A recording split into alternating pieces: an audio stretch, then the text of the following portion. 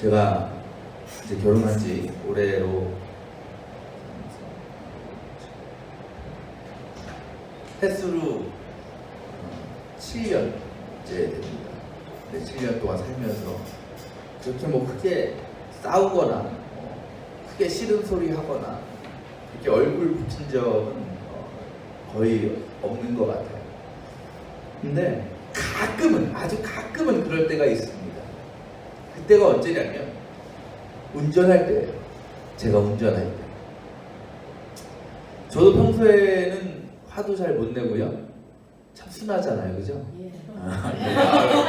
할렐루야. 근데 이제 운전대만 잡으면 이제 그 숨겨왔던 그 분노가 막 끌어올라요. 그래서 뭐 아무 이유 없이 그러지 않죠. 운전을 하시는 분도 알겠지만 위협 운전을 하거나 뭐 기본을 안 지키는 사람들, 깜빡이도 안 켜고 막 칼치기 하면서 끼어드는 그런 사람들 보면, 또 신호에 막 얌체같이 운전하는 사람들, 그런 사람들 보면 분노가 차올라요. 그래서 분노가 차오르는 것까지는 괜찮은데 저는 한 걸음 더 나갑니다. 쫓아가요. 쫓아가서 얼굴 한번 보려고. 근데 얼굴 보여요? 서팅돼 있어서 안 보이죠? 그래서 쫓아가서 어쨌든 옆에 딱 쓰잖아. 그러면 탁 째려봐요. 이렇게 째려보면 이렇게 째려. 그 사람 난 안 보지만 난 째려봐. 그리고 이제 아내가 옆에서 왜 그러냐고. 왜 그런 짓을 하냐 그래요. 어차피 보지도 않는데. 근데 그게 저의 분노를 해소하는 방법이에요. 한번 째려보고 나면 기분이 풀려요. 마음속으로 뭐예요? 내가 이겼다. 내가 이겼다. 그 사람들 아무것도 모르는데 그런다는 거죠. 그러니까 이게 우리가 그래요. 저만 그런 게 아니고요. 상황만 다를 뿐이지 우리가 다 그런 마음을 갖고 살아요. 어떤 마음이냐? 받은 대로 갚아주려는 마음이 있어요. 받은 대로. 그러니까 내가 얻은 것을 똑같이 많이도 아니고 덜도 아니고 딱 그만큼 갚아주려는 속성이 우리에게 있다라는 것입니다. 그러니까 이건 단지 분노의 감정에만 해당되는 것이 아니라 우리의 삶의 전체적인 부분에서 그런 것이 나타난다라는 거예요. 이제 우리 앞으로 성도가 11월 달 결혼을 하는데, 결혼식 또는 이런 장례식, 경조사라 그러죠. 거기서 가장 중요한 게 뭡니까? 신부가 얼마나 아름다운 웨딩드레스 입었냐? 얼마나 결혼식이 순조롭게 잘 진행되느냐? 아니에요. 뭐가 제일 중요해요? 돈이 중요해요. 축의금, 조의금. 그게 굉장히 중요한 거 아니에요? 그래서 몇 살 지키고 있잖아. 누가 훔쳐갈까봐, 그죠? 근데 그 조의금이나 축을 받으면 그냥 감사합니다 하고 끝나지 않아요. 거기에 뭘 써요? 이름 쓰잖아요. 다 끝나면요, 아마 이제 결혼식 끝나면 그거 하느라 바쁠 거예요. 축의금 다 모은 거 봉투 해가지고 다 적어야 돼. 누구누구 얼마, 누구누구 얼마. 뭐 장례식도 마찬가지죠. 그래서 저도 아직도 그 리스트가 있어요. 저 책상에. 저희 아버지가 이렇게 해줘가지고 뽑은 게 있어요. 근데 그걸 왜 뽑습니까? 왜 그렇게 적어놓습니까? 다음에 그런 일이 생기면 그만큼 주려고 그러는 거야. 똑같이 주려는 거예요. 그때 10만원 받았네? 나도 10만원 줘야지. 5만원 받았네? 5만원 줘야지. 덜 주지도 않고요, 더 주지도 않아요. 딱 그만큼 줘요. 사실 좀 억울해요. 왜냐면 이게 한참 있다가 그런 일이 터지는 경우 있잖아요. 그러니까 뭐 5년, 10년 전에 결혼식에서 받았는데 10년 후에 결혼식에 물가가 얼마나 올랐어요. 인건비가 얼마나 많이 올랐어. 그럼 참작을 해야 돼. 한 10%, 20%라도, 그죠? 좀 더 줘야 돼. 그대로 줘요, 우리는 그냥. 그게 뭐라 그래? 정의롭다라 그래요. 공평하다라고 생각하는 겁니다.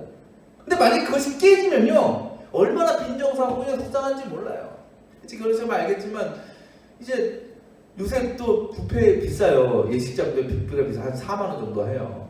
5만원 내기도 아까워. 근데 5만원 냈어. 혼자 오면 괜찮아. 그죠? 처갓집까지 다 데리고 온 사람도 있죠? 한 개 떼우려고? 속 터져요, 그런 분들 보면. 10만원은 내야지, 그러면. 그러면 축하해주러 가서 고맙긴 한데 그 광경을 보면 사는 마음이 빈정이 살아나니까요. 그게 우리의 마음이에요. 받은 건 똑같이 줘야 돼. 그게 공평하고 정의로운 사회라고 얘기합니다. 근데 우리는 그렇게 알고선 그렇게 살아가는데, 오늘 주님의 말씀을 보면요, 그런 우리의 생각과 그런 우리의 어떤 기본적인 인식을 완전히 깨고 계시는 거예요. 자, 27절, 28절에 딱 나오죠. 주님께서 뭐라고 대뜸 말씀하셔요? 너희는 원수를 사랑하여라. 너희를 미워하는 사람들에게 잘해주고, 너희를 저주하는 사람들을 축복하고, 너희를 모욕하는 사람들을 위해서 왜? 기도하라라고 말씀하셔요. 여러분 첫 말씀부터 딱 막히죠? 이거는요 이해할 수가 없는 거예요. 좀 실행하기가 불가능합니다. 여기서 원수라고 하는 말은 영어 성경을 보면 enemy라고 해요. 적군이에요. 적군이 어떤 사람이에요? 쉽게 말하면 날 죽이려는 사람이에요. 그죠? 내가 죽어야 그 사람이 사는 거예요. 우리도 마찬가지죠. 적군이 죽어야 내가 살아요. 그래야 이길 수 있습니다. 그런데 그런 적군을, 그런 원수를 어떻게 품고 어떻게 사랑하느냐는 거예요. 또 뭐해? 미워하고 우리를 미워하는 사람들, 저주하는 사람들을 위해서 축복해라, 기도해라. 여기서 기도는 무슨 기도겠어요? 아, 저 사람 심판받게 해주세요. 저 그냥 나쁜 일 나, 이런 기도겠어요? 아니죠. 복을 빌어주는 기도예요. 우리가 어떻게 그런 사람들에게 그런 기도를 할 수 있을까라는 거예요. 그렇게 되면요 이건 정의로운 사회가 아닙니다. 우리는 피해만 나가면서 살 수밖에 없습니다. 그런데 왜 예수님은 이런 말도 안 되는 요구를 우리에게 하시는 것일까? 이 말씀이요 마태복음에서도 동일한 내용이 기록되어 있거든요. 마태복음 5장에. 근데 그 말씀에는요 오늘 말씀 이전에 한 문장을 덧붙이십니다. 뭐라고 말씀하시냐면 이렇게 말씀하셔요. 내 이웃을 사랑하고 내 원수를 미워하여라 라고 말하는 것을 너희는 들었다 라고 얘기하셔요. 여기서 너희가 누굴까요? 유대인들, 특히 바리새인들이에요. 바리새인들 어떤 사람들입니까? 율법에 매여 사는 사람들 아니에요? 율법 철저히 지키며 사는 사람들 아니에요? 그런데 그들이 만든 율법에는 어떤 내용이 있다고요? 이웃을 사랑하고 원수를 미워하라는 것이 있다는 거예요. 그걸 너네가 듣고 알고 지키며 살고 있다는 것을 먼저 말씀하고 계십니다. 근데 여러분 그 율법을 들으시고 좀 이상하지 않아요? 우리가 예수님의 율법 가운데 우리가 최고의 율법을 두 가지를 뽑죠. 그래서 그걸 황금율이라고 합니다. 그게 뭡니까? 첫 번째는 내 믿음과 목숨과 뜻을 다하여 누굴 사랑해? 하나님을 사랑하라. 그 다음에 뭐예요? 내 이웃을 내 몸과 같이 사랑해라. 이게 두 가지, 하나님 사랑과 이웃 사랑이 황금률, 최고의 계명입니다. 그렇다면 지금 예수님께서 유대인들이, 바리새인들이 듣고 지키고 있는 그 계명은요, 그 두 가지 계명 중에 어떤 계명에서 나온 거겠어요? 내 이웃을 내 몸과 같이 사랑하라서 나온 계명이겠죠. 분명히요, 그 계명은 딱 거기까지, 어디까지? 내 이웃을 사랑하라! 거기서 끝나죠. 근데 문제는 뭐냐? 이 바리새인들이 그 뒤에다가 한 문장을 더 집어넣었다는 거예요. 그것이 뭐라고요? 내 원수를 미워해라까지 붙은 거예요. 성경 어디 찾아봐도 원수를 미워해라, 원수를 저주해라 그런 말씀이 없어요. 그냥 어떤 말씀? 이웃사랑. 그렇다면요, 그 바리새인들이 말하는 내 이웃을 사랑하고 원수를 미워하라는 이 계명은요, 어떤 계명이에요? 그들에 의해서 조작된 계명이에요. 유대인들도요, 내 이웃을 사랑하라는 그 계명을 물론 듣고 알고 믿고 있었습니다. 그래서 그들도요, 자신의 이웃들을 막 사랑하면서 지냈습니다. 그런데 한 걸음 더 나아갔어요. 이렇게 생각한 거예요. 아, 하나님께서 이웃을 사랑하라고 하셨으니까 이웃이 아닌 사람은 사랑할 필요가 없겠구나 라고 생각한 거예요. 이해가 되시죠? 특히 이웃이 아닌 자들, 나를 미워하는 사람들, 내가 싫어하는 사람들, 원수 같은 사람들은 더 사랑하지 않고 미워해도 괜찮구나라고 자기들 마음대로 율법을 해석한 거예요. 저도요, 평소에는 나 정도면 착하지, 나 정도면 좀 선하지 이렇게 생각을 했던 사람이에요. 그런데 이 말씀 보면서 저를 돌아보니까 그게 아니더라고요. 내가 선하다고 보여줬던 그 행위들이, 그 사랑의 모습들이요, 딱 까놓고 보니까 이 바리새인들, 이 유대인들이 보여주는 그 저도요, 누구한테만, 나랑 친한 사람들한테만, 나를 좋아해주는 사람한테만 그냥 잘 대해주고 사랑한다고 하면서 야, 나 정도면 착해, 나 정도면 선해, 이렇게 내가 생각하고 있었더라니까요. 오늘 주님은요, 그런 사람들을 비판하고 계시는 거예요. 그러면서 32절에 뭐라고 말씀하셨냐면, 너희를 사랑하는 사람들만 사랑하면 그것이 너희에게 무슨 장한 일이 되겠느냐.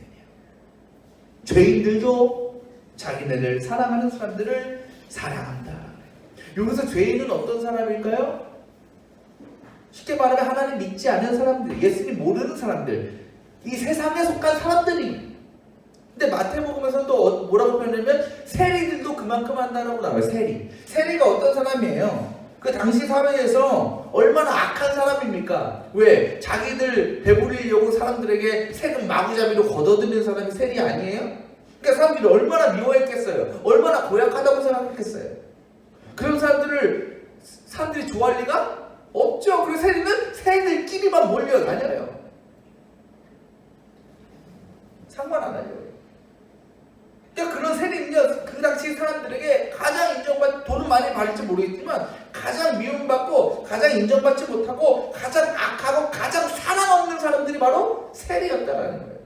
그런데 예수님은 그런 세상 사람들조차도, 더구나 그런 세리들조차도 자기를 사랑하는 사람들을 사랑한다라고 말씀하고 계시는 것입니다. 한번 우리의 삶을 한번 돌아보자는 거예요. 여러분의 삶 가운데 여러분이 보여줬던 사랑의 모습을 한번 이 시간 생각해 보시기 바랍니다. 혹시 여러분들도 이 사랑이라는 이름으로 베풀어 온 것들이 하나님을 믿지 않는 세상 사람들, 또 오늘 마태복음에서 말씀하신 그 악한 세리조차도 할 수 있는 그런 차원의 사랑의 모습을 우리도 보여주지 않았느냐라는 거예요. 내가 마음에 드는 사람에게만 잘해주고 나를 사랑해주는 사람들에게만 사랑을 주는 그런 모습으로 우리가 사랑을 베풀고 살지 않았느냐는 것입니다. 그러면서 나는 선한 사람이야, 나는 사랑이 많은 사람이야, 그렇게 스스로를 판단하고 자랑스러워하지 않느냐. 그렇다면 오늘 예수님께서 말씀처럼 그러면 우리는요, 그런 유대인들과 바리새인들과 똑같아요. 근데 더 정확히 얘기하면 우리는요, 오히려 그들보다 더 나쁜 사람일 수 있어요. 그들보다 더 악한 사람일 수 있다는 것입니다. 왜? 우리는요, 때로는요, 나를 사랑해주는 사람들에게도, 나를 좋아해주는 사람들에게도 상처를 주거든요. 아픔을 주거든요. 못된 짓을 하거든요. 그러니까 우리의 모습은요, 유대인들이나 세상 사람들이나 세리들이 하는 사랑에도 미치지 못하는 그런 모습을 우리가 보여줄 때도 얼마나 많느냐는 거예요. 주님은요, 오늘 말씀 통해서 사랑의 모습의 가장 나쁜 예로 누굴 보여줬어요? 죄인들, 세상 사람들, 그리고 세리를 보여주셨어요. 왜 그러셨을까요? 하나님의 자녀된 우리들은 그런 사람들과는, 그런 사람들이 보여주는 사랑의 모습과는 전혀 다른 사랑의 모습을 보여줘야 되지 않겠느냐라고 우리에게 권면하시는 거예요. 곧 우리가 하나님의 자녀라는 것, 그 세상 사람들과 다른 존재라는 것, 세리와는 다른 삶을 산다는 것은요, 그들보다는 좀 나은 존재라는 것은요, 어디서 나타나냐? 우리에게서 보여지는 어떤 사랑의 행위에서 드러나게 된다라는 거예요. 여러분들, 오늘 말씀하신 우리를 미워하는 사람들을 잘해주고 저주하는 사람들을 축복하고 모욕하는 사람들을 위해서 기도하는 그 일을 여러분 할 수 있습니까? 감당할 수 있어요? 만약 저에게 똑같이 물어보시면 저는 그렇게 대답할 거예요. 못합니다. 저는 못합니다. 왜요? 우리도 죄인 아닙니까? 우리도 연약한 죄인이에요. 의롭다함을 받았지만 여전히 죄의 모습을, 죄성을 갖고 있는 사람들이 우리들입니다. 그런 우리가 어떻게 모든 것을 사랑하고 품을 수 있겠습니까? 곧 그것은 내 힘으로 가지고 내가 보여주는 내 능력 안에 사랑을 가지고 할 수 있는 일이 결코 아니라는 거예요. 그렇다 무엇을 통해서? 성령을 통해서 가능하다. 주님께서 우리로 하여금 그렇게 좀 살아가라고 성령을 보내주신 거예요. 성령을 품고 성령이 주시는 마음으로 순종하며 나아갈 때 우리가 비로소 그 일을 조금씩 감당해 나갈 수 있다라는 것입니다. 여러분, 다른 기도 제목 많죠? 뭐 해주세요, 뭐 원합니다. 물론 그런 기도도 중요하지만 가장 먼저 구해야 될 게 뭐라고요? 성령이라는 거예요. 하나님의 나라와 하나님의 의를 구하는 건 오로지 성령의 주관하심, 성령의 이끄심을 통해서 가능한 것입니다. 이 시간 먼저 주님, 성령을 보내주시옵소서. 성령 충만하게 해주시옵소서. 그 기도로 주님 앞에 나아가는 저와 여러분 되시길 바랍니다. 성령이라는 게 뭐예요? 하나님의 마음을 품는 거죠. 하나님의 마음. 그 하나님의 마음이 어떤 걸까요? 35절 보세요. 후반부에 보면 그분은 어떤 분이다? 다 읽어볼까요? 시작. 그분은 은혜를 모르는 사람들과 악한 사람에게도 인자하시다. 마태복음에 보면 이렇게 말합니다. 아버지께서는 악한 사람에게나 선한 사람에게나 똑같이 해를 떠오르게 하시고 의로운 사람에게나 불의한 사람에게나 똑같이 비를 내려주신다. 이게 하나님의 성품, 하나님의 마음이라는 것입니다. 그러니까 하나님은요, 우리 인간적인 눈으로 볼 땐 악한 사람, 정말 불의한 사람이라고 생각하는 사람에게도 뭘 주셔? 은혜를 주시는 분이 하나님이라는 거예요. 그것이 하나님의 마음이라는 것입니다. 곧 하나님은 사랑받을 사람, 사랑받지 못할 사람을 구분해 놓지 않으셨다는 것입니다. 그러니까 하나님 마음에는 사랑받지 못할 사람은 단 한 사람도 없어요. 근데 우리는 어떻습니까? 내 기준으로 정해놓죠? 내가 사랑할 사람, 내가 미워할 사람, 내가 축복해줄 사람, 내가 저주할 사람. 그렇게 정해놔요. 그래서 아예 처음부터 그런 사람들을 내걸려 두고 관심 밖에 두고 절대로 사랑할 생각, 위해줄 생각, 노력조차 하지 않는다는 거예요. 그런데 우리가 어떻게 원수를 품고 기도할 수 있겠어요? 그들을 사랑할 수 있겠습니까? 세상의 관점, 인간적인 기준을 보면요, 정말 미워할 수밖에 없는, 정말 못돼 처먹은 사람들 있어요. 하지만 분명한 사실은요, 저와 여러분도 하나님 앞에 그런 존재였다는 거예요. 우리도 하나님의 원수였어요. 우리도 주님을 모욕했고 침을 뱉고 채찍질하고 십자가에 못 박혀 죽인 사람들이 바로 우리들이었다는 거예요. 하지만 하나님은 그런 우리까지도 품어주시고 사랑하셨잖아요. 그래서 모든 고난 역경 다 참고 견디셨잖아요. 우리가 주님의 원수 될 때, 주님의 마음을 아프게 하고 배신할 때도요, 주님은 여전히 우리에게 해를 비춰주셨고 우리에게 비를 내려주셨다는 거예요. 똑같은 사랑을 베풀어 주셨다는 거예요. 그 사랑 때문에 우리가 주님 앞에 나올 수 있는 거 아니에요 지금? 그 사랑으로 인해서 정말 죄로 죽을 수밖에 없는 우리가 주님의 자녀가 됐고 하나님 나라의 백성 되는 그 놀라운 영광을 누리게 된 것 아닙니까? 주님은 오늘 마지막에 이렇게 요청하셔요. 36절, 너희 아버지께서 자비로우신 것 같이 너희도 자비로운 사람이 되어라.